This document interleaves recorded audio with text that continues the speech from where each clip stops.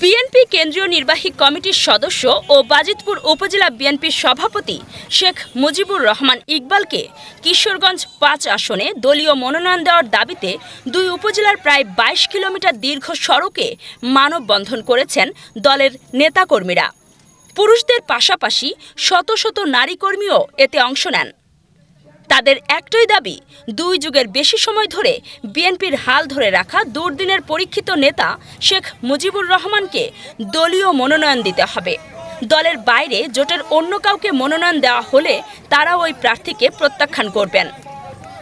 শনিবার সকাল ১১টা থেকে দুপুর ১:৩০ পর্যন্ত টানা প্রায় ২.৫ ঘণ্টা ব্যাপী এ বিশাল মানববন্ধন কর্মসূচি পালিত হয়।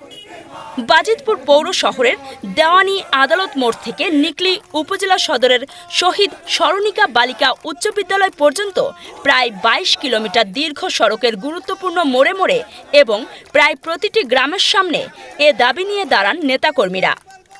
এ সময় অনেকের হাতে দলের পতাকা শোভা পায়।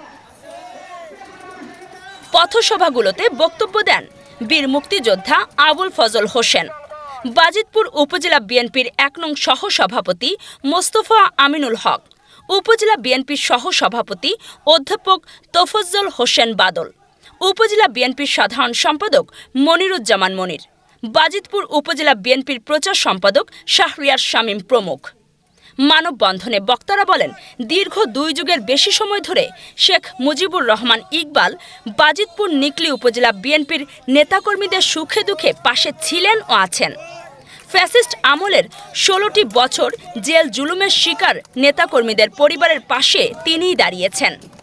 দলীয় নেতাকর্মীদের সব রকম সমস্যা ও সংকটে হাত বাড়িয়ে দিয়েছেন একমাত্র তিনিই। তাই তাকে ছাড়া অন্য কাউকে মনোনয়ন দেওয়া হলে আমরা মানব না। শেখ মুজিবুর রহমান ইকবালকে ছাড়া অন্য কাউকে বিএনপির মনোনয়ন দিলে বাজিতপুর নিকলি আসনটি চিরদিনের জন্য হারাবে।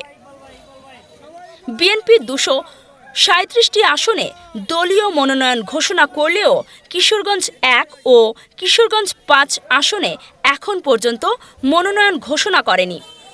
মানববন্ধনে বাজিতপুর বিএনপির সর্বস্তরের নেতাকর্মী ও সাধারণ জনগণ উপস্থিত ছিলেন। ভারপ্রাপ্ত সভাপতি ছিল, আর এখনো বর্তমানে এই দলের একমাত্র কান্ডারি হিসেবে উনিই আছে। উনি ছাড়া বিকল্প আর কেউ নাই।